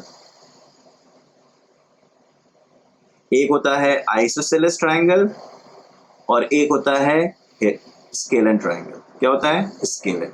आपको पता है आइसोसेलेस एक इक्विलेटरल ट्रायंगल होता है वो ट्रायंगल जिसके तीनों साइड्स बराबर होते हैं और तीनों एंगल भी बराबर होते हैं। आइसोसेलेस होता है कि एक पेयर दो साइड्स इक्वल होते हैं, तीसरा साइड्स अनइक्वल होता है। और स्केलन होता है तीनों साइड्स अनइक्वल होते हैं। तो अगर मैं इक्विलेटरल ट्रायंगल का एरिया निकालने की कोशिश करता हूँ पहले, ठीक है, तो इक्विलेटरल ट्रायंगल का एरिया पहले निकाल लेते हैं। तो ये आपका एक इक्विलेटरल ट्रायंगल है मान लीजिए, ठीक है। हमने एक इक्विलेटरल ट्रायंगल बना लिया ए बी सी। ये आपका एक इक्विलेटरल ट्रायंगल है। इक्विलेटरल ट्रायंगल का मतलब क्या है, चारों साइड्स तीनों साइड्स इक्वल हैं, ए ए ए, राइट। ये क्या है, ये है 60 डिग्री। ये क्या है, ये है 60 degree. Area of triangle ABC, area of equilateral triangle ABC क्या होगा, half into BC that is base into height. अगर ड्रॉप करूं मैं, अगर मैं एक हाइट ड्रॉप कर देता हूं, ये हाइट आप ड्रॉप कर देते हो, ठीक है। तो don't worry about the proportion rate, है ना। तो आप कह सकते हो हाफ और यहाँ पे डी लिख दो, तो ये आपका हाइट ड्रॉप हो गया। सिंस क्वेश्चन में हाइट नहीं दिया हुआ है, सिर्फ साइड दिया हुआ है, तो आप कह सकते हो half into A into H. But the question is what is H, but the question is what is H. H निकालना बहुत जरूरी है। तो अगर आप गौर से देखो, दो डायग्राम मैंने अच्छे से नहीं बनाया है। इस ट्रायंगल को अगर आप देखो, इस ट्रायंगल को अगर आप देखो और येलो ट्रायंगल को आप देखो, तो आपको पता चलेगा दोनों क्या हैं, कॉन्ग्रुएंट है। डायग्राम थोड़ा सा गड़बड़ हो गया है, थोड़ा आपको येलो पोर्शन बड़ा दिख रहा होगा, बट एक्चुअली में नहीं होगा क्योंकि हमने हाइट गिराया है। ये कॉन्ग्रुएंट क्यों होगा, आप देख सकते हो ये और ये बराबर है, ये और ये बराबर है, ये एक साइड कॉमन है। तो राइट हैंड साइड से भी आप कह सकते हो, साइड एंगल साइड से भी कह सकते हो, किसी भी तरीके से आप कह सकते हो दोनों ट्रायंगल कॉन्ग्रुएंट है। तो जब कॉन्ग्रुएंट है तो ये लेंथ क्या है, ये लेंथ ए है, तो ये और ये बराबर हो गया, तो ये क्या हो गया, a/2। तो अगर मैं येलो ट्रायंगल देखूं तो ये राइट एंगल ट्रायंगल है, इसमें मैं पाइथागोरस थ्योरम लगाऊंगा। क्या निकालूंगा, पाइथागोरस थ्योरम, क्योंकि मेरे को ये साइड पता है, ये साइड पता है, ये अननोन निकालना है। तो पाइथागोरस थ्योरम निकालूंगा तो मैं निकालूंगा h स्क्वायर प्लस a/2 का whole square is equal to a square. h square is equal to a square minus a square by 4। LCM ले लूंगा 4a square minus a square which is 3a square by 4. So h square is 3a square by 4. तो h since ये positive quantity है तो सीधे square root ले लेता हूँ, 3a square by 4। 3 का स्क्वायर रूट क्या होता है, √3, 4 का 2a। तो क्या हो गया, h मेरा निकल के आ गया, h is √3/2a। तो आपसे कोई पूछता है what is area of equilateral triangle पूछता है, तो आप क्या बोलोगे, हाफ इंटू ए इंटू एच। ए क्या है, लेंथ ऑफ द बेस, या कोई भी एक साइड ले लो। एच हमने अभी क्या निकाला, √3/2 है, तो क्या बन गया, √3/4a square. So this is the area of equilateral triangle. Same way आपसे पूछता है कोई कि अच्छा बताओ आइसोसेलेस ट्रायंगल का एरिया कैसे निकालें। तो मान लीजिए ये आपका एक आइसोसेलेस ट्रायंगल है और आपको इसका एरिया निकालना है। तो आपने कहा ये सर ए है, ये सर बी है, ये सर सी है, ये दोनों को मैं इक्वल कर देता हूं, तो इसे सर ए कह देता हूं, इसे ए कह देता हूं, और इसको अनइक्वल साइड को मैं बी कह देता हूं, ठीक। उसके बाद सर आपने कहा कि सर एक हाइट ड्रॉप कर देते हैं, मैंने बोला कर दीजिए, तो आपने एक हाइट ड्रॉप कर दिया। अगेन ये थोड़ा सा गड़बड़ डायग्राम बना है, तो डोंट वरी, तो आपने ये डी कह दिया हाइट। और आपको पता है कि ये एंगल बराबर होगा क्योंकि अपोजिट ये, क्योंकि ये दोनों साइड इक्वल है, तो ये वाला एंगल भी इक्वल होगा, ये आपको पता है। हाइट आपने गिरा दिया 90 डिग्री। फिर आपको पता है कि ये ट्राइंगल और ये ट्राइंगल दोनों क्या हैं, दोनों कॉन्ग्रुएंट है। कैसे, देखिए क्या होता है, ये और ये इक्वल हो गया, ये कॉमन एच इक्वल हो गया, ये एंगल इक्वल हो गया, 90 डिग्री हो गया। तो आप आरएचएस से भी कह सकते हो, साइड एंगल साइड से भी कह सकते हो। तो इसका मतलब क्या है, ये और ये इक्वल हो गया। तो अगर मैं सिर्फ इस ट्राइंगल को शेड करता हूँ, ये राइट एंगल ट्राइंगल पे ऑब्जर्व कीजिए, अगर मैं इस ट्राइंगल को शेड करता हूँ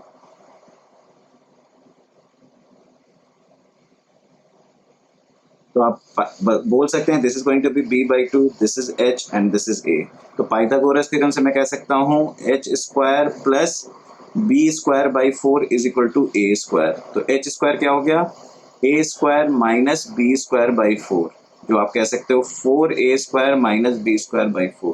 तो h अगर आप तो रूट अंडर ले लोगे 4a square minus b square by 4, जिसमें आप अंदर ये रहने दो 4a square minus b square upon 2 कर दोगे। ठीक है, अब आपको इसका एरिया निकालना है, तो एरिया ऑफ आइसोसेलेस ट्राइंगल आप क्या बोलोगे, हाफ इंटू बेस जो कि b है इंटू h अभी आपने निकाल लिया, क्या आया, तो आप यहाँ पे फिट इन कर दोगे, half into b into h हमने निकाला है under root 4a square minus b square upon 2। तो ये आपका एरिया हो गया। तो इस तरीके से आप कॉमन सेंस से भी निकाल सकते हैं, बट हमने बस आपको दिखा दिया कि आपको कैसे करते हैं। Now come to the third one which is a scalene triangle, the last part of the section. और नेक्स्ट क्लास में हम सर्कल की बात करेंगे, हम सर्कल का एरिया, सर्कल का सर्कमफेरेंस और सर्कल का सेक्टर, उसके डिफरेंट सेगमेंट्स ये सब समझेंगे, उसके ज्योमेट्रिकल प्रॉपर्टीज को भी हम देखने की कोशिश करेंगे। लास्ट पार्ट जो है वो है scalene triangle. Scalene triangle क्या होता है, all the 3 sides are unequal. मान लीजिए ये आपका एक ट्राइंगल है, अब आपको इसका एरिया निकालना है, जिसमें लिखा हुआ है this is A, this is B, this is C, A के अपोजिट ए, बी के अपोजिट बी, सी के, और तीनों अनइक्वल हैं, ए बी सी तीनों अनइक्वल हैं। और अब आपको इसका एरिया निकालना है। इसका एरिया के लिए आपको आई एम श्योर याद हो, अपने हेरोन्स फॉर्मूला क्लास 9 में अब करा दिया है, और क्लास 10 के बच्चे 9th में ये फॉर्मूला पढ़े होंगे। हेरोन्स फॉर्मूला क्या होता है, under root S into S minus A into S minus B into S minus C, जिसमें एस क्या होता है, semi perimeter, A plus B plus C by 2। उसी तरीके से एस माइनस ए का एक्सप्रेशन क्या होता है, तो आप कह सकते हो A plus B plus C by 2 minus A, LCM ले लो 2 का, तो क्या बन गया, A plus B plus C minus 2a। A minus 2 क्या होता है, minus A plus B plus C by 2। तो एस माइनस ए क्या होता है, minus A plus B plus C by 2। S minus B क्या होता है, A minus B plus C by 2। और एस माइनस सी क्या होता है, A plus B minus C by 2। तो एरिया ऑफ ट्राइंगल जो हेरोन्स फॉर्मूले से आप निकालते हैं, under root S into S minus A into S minus B into S minus C, is actually ये। लेकिन क्वेश्चन मेरा अक्सर बच्चों से होता है कि ये फॉर्मूला तो मैक्सिमम बच्चे याद कर लेते हैं, लेकिन ये फॉर्मूला आता कैसे है, ये जानने के लिए थोड़ा सा मुश्किल है इसको समझना, लेकिन हम इसको आज करेंगे, ये हमारा आखिरी टास्क है, और इसको करके will call it a day. तो थोड़ा सा पेशेंस रखना है और इसके फॉर्मूले को देखना है कि कैसे डिराइव हो रहा है। थोड़ा सा अलजेब्रा यूज होगा, अलजेब्रा में 2-3 चीज यूज होगी, एलिमिनेशन प्रॉपर्टी यूज होगी, कैसे एलिमिनेट करते हैं किसी वेरिएबल को, और अलजेब्रिक आइडेंटिटीज को हम कैसे यूज करते हैं। तो ये बहुत ही इंटरेस्टिंग सेक्शन होने वाला है, इसका प्रूफ, तो थोड़ा सा ध्यान दीजिएगा आप लोग सब। अगर मैं ये कहूं ये मेरा एक स्केल एंड ट्राइंगल है, क्या है ये मेरा एक स्केल एंड ट्राइंगल, जिसे मैंने कहा ए बी सी, ये साइड ए हो गया, ये साइड बी हो गया, ये साइड सी हो गया। मैंने एक हाइट गिरा दी, हाइट गिरा दी, इस बार कोई कॉन्ग्रुएंट नहीं होगा क्योंकि ये स्केलन है, तो मैंने हाइट गिरा दी डी, ठीक है। अब इसको कह दिया मैंने h, राइट। आपसे बोला कि एरिया ऑफ ट्राइंगल को डेल्टा से डिनोट करते हैं, ठीक है, किससे डिनोट करते हैं, डेल्टा से। तो हम डेल्टा को क्या कहेंगे, एरिया ऑफ ट्राइंगल। तो हमने कहा एरिया हो जाएगा हाफ इंटू ए इंटू एच, लेकिन h हमारे पास है नहीं, तो अब h को एलिमिनेट करना होगा। तो अब h को एलिमिनेट करने के लिए हमको देखना होगा कि h से हम क्या क्या कर सकते हैं। अगर मैं इस ट्राइंगल पे ध्यान दूं, अगर मैं येलो ट्राइंगल पे ध्यान दूं, ठीक है, अगर आप येलो ट्राइंगल पे ध्यान देंगे, जो कि एक राइट एंगल ट्राइंगल है, आई एम श्योर आप देख रहे होंगे, तो मैं इस बेस को x कह रहा हूँ, ठीक, इस बेस को x कह रहा हूँ। तो मैं यहाँ से पाइथागोरस थ्योरम क्या निकाल सकता हूँ, h square plus x square is equal to c square. This is my one equation, h square plus x square is equal to c square. और मैं दूसरा ट्रायंगल ये देख रहा हूँ, अनशेडेड ट्रायंगल, वो अगेन राइट एंगल ट्रायंगल है। ये अगर x है, ये पूरा लेंथ a है, तो ये क्या हो जाएगा a माइनस एक्स। तो इससे मैंने पाइथागोरस थ्योरम निकाला, तो क्या होगा h square plus a minus X का whole square is equal to b square. ये दो इक्वेशन मेरे पास आ गया। अब मुझे यहाँ से h हटाना है, क्योंकि h is something which I don't need. तो h को हटाने के लिए मैं क्या करूंगा, मुझे यहाँ पे h स्क्वायर मिला है और यहाँ पे h है, तो मैं दोनों साइड स्क्वायर कर देता हूँ। तो delta square is equal to, मैंने दोनों साइड स्क्वायर कर दिया, तो हाफ का स्क्वायर क्या होगा 1/4, a का a स्क्वायर और h का h स्क्वायर। और यहाँ से मैंने h स्क्वायर क्या लिख दिया, c square minus X square. तो यहाँ पे लिख दिया delta square is equal to 1/4 into a square into h square क्या हो गया c square minus X square, which is 1/4 into a square into c plus X into c minus X. ये कैसे आया बताइए, इस एक्सप्रेशन को मैंने ऐसे कैसे लिखा, a square minus B square क्या होता है a plus B into A minus B. उस कॉन्सेप्ट को यूज करके मैंने ये लिख दिया। अब मुझे क्या करना है, अब मुझे h तो एलिमिनेट कर दिया मैंने, लेकिन x आ गया, मुझे x को भी अब एलिमिनेट करना होगा। तो x को एलिमिनेट करने के लिए मुझे x को जानना होगा। तो देखते हैं इस दो इक्वेशन में, यहाँ पे h स्क्वायर ये है, तो यहाँ पे h स्क्वायर क्या है b square minus a minus X का होल स्क्वायर। देखिए यहाँ से तो मैं ये समझ गया कि ये h स्क्वायर और ये h स्क्वायर दोनों बराबर होंगे, क्योंकि दोनों h स्क्वायर के बराबर हैं। ये दोनों का left hand side h square है, तो राइट हैंड साइड बराबर होगा। तो आइए बराबर वाले जो साइड है उसको सॉल्व कर लेते हैं। तो यहाँ से h स्क्वायर क्या आता है c square minus X square, तो मैंने यहाँ से लिखा c square minus X square. और यहाँ से h स्क्वायर क्या आता है b square minus a minus X का होल स्क्वायर। देखिए इसको सॉल्व करिए, आराम से खोलिए, परेशान नहीं होना है। c square minus X square, b square, a minus B का होल स्क्वायर क्या होता है a square plus B square minus 2ab। तो उसी कॉन्सेप्ट को यूज करो, a square plus X square minus 2ax। एकदम पेशेंटली, घबराना नहीं है। c square minus X square क्या हो गया b square minus a square minus X square plus 2ax। देखिए जो पेशेंट रहते हैं, good things come to you. अब यहाँ पे माइनस एक्स स्क्वायर है और यहाँ पे भी माइनस एक्स स्क्वायर है, so I can remove them. So what I am left with, यहाँ पे 2x है, इसको अलग छोड़ दीजिए। तो आप क्या कर सकते हो, आप लिख सकते हो c square plus a square, ये यहाँ चला जाएगा, minus b square is equal to 2ax। देखिए क्या किया मैंने, बड़े आराम से ये कर दिया। अब यहाँ से मैं क्या लिख सकता हूँ, यहाँ से मैं लिख सकता हूँ x is c square plus a square minus b square by 2a। तो हमने फाइनली x का एक्सप्रेशन निकाल दिया। अब हमारे पास क्या फॉर्मूला बचा हुआ है, हमारे पास पता है कि delta square is equal to 1/4 into a square into c plus X into c minus X. तो क्या करना होगा हमें, यहाँ से ये एक्सप्रेशन देखिए मैंने यहाँ से ऑलरेडी निकाल दिया है। तो इसका मतलब है हमें क्या करना चाहिए, अब हमें इसको इसमें फिट इन करना चाहिए, इसको इसमें फिट इन करना चाहिए। देखने में डरावना है, लेकिन साथ रखेंगे तो तुरंत आपका आंसर आ जाएगा। तो देखिए क्या है, delta square is equal to 1/4 into a square into c plus X. तो c देखिए क्या है, c तो छोड़ दीजिए, x क्या है देखिए क्या आया है, c square plus a square minus b square, c square plus a square minus b square upon 2a, यही आया था देखिए, है ना। इनटू क्या है, c प्लस एक्स के बाद क्या है c माइनस एक्स। तो c माइनस एक्स क्या है, c square plus a square minus b square by 2a। Patience नहीं लूज करना है, ध्यान से रखना है, आगे बढ़ना है। अब सारा x h सब एलिमिनेट हो गया है, अब पूरा फोकस आपको इसके कैलकुलेशन पे देना है। बहुत ही आसान कैलकुलेशन है, अगर सांस अच्छे से रख के हाथ के हैंडल किया जाए तो 1/4 इंटू a स्क्वायर इंटू, यहाँ पे मैं क्या करूंगा, मैं 2a एलसीएम ले लूंगा, तो ये बन जाएगा 2ac plus c square plus a square minus b square. देखिए बहुत ही खूबसूरत एक्सप्रेशन आएगा, और ये बन जाएगा 2ac minus c square minus a square plus b square upon 2a। मैंने क्या किया, एलसीएम ले लिया। अब देखिए क्या क्या कट्टम कुट्टम हो रहा है, वो पहले खत्म कर देते हैं। तो देखिए ये ए और ये ए इसको खत्म कर चुका है, ठीक है। अब आप देखो इस पे ध्यान दो, ये क्या है, ए square plus C square plus 2ac, इसको क्या कहते हैं, सी प्लस ए का whole square.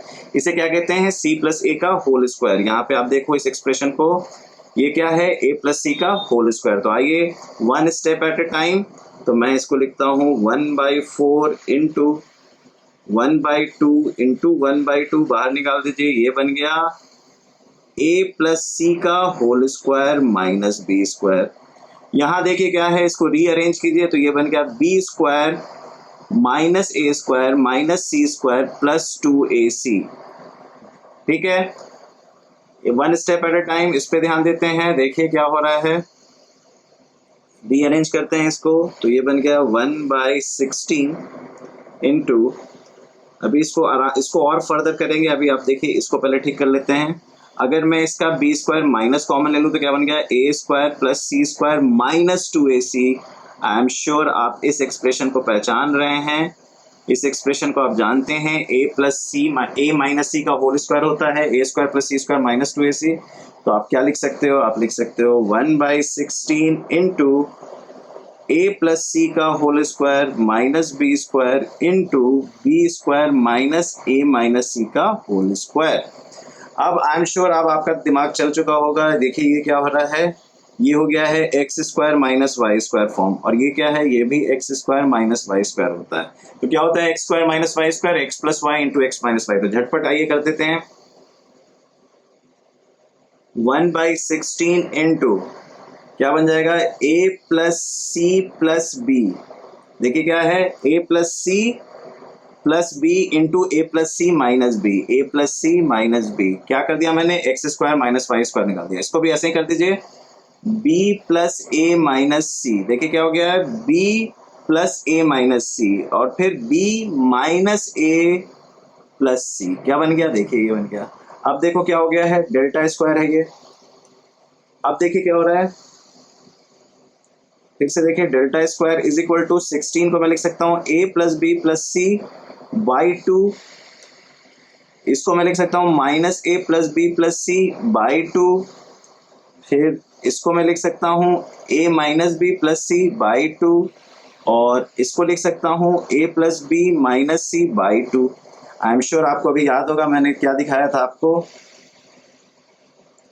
S minus B क्या है ये, एस माइनस सी क्या है ये, एस माइनस ए क्या है ये, और एस क्या है। आई एम श्योर अब आप रिकॉग्नाइज कर रहे होगे।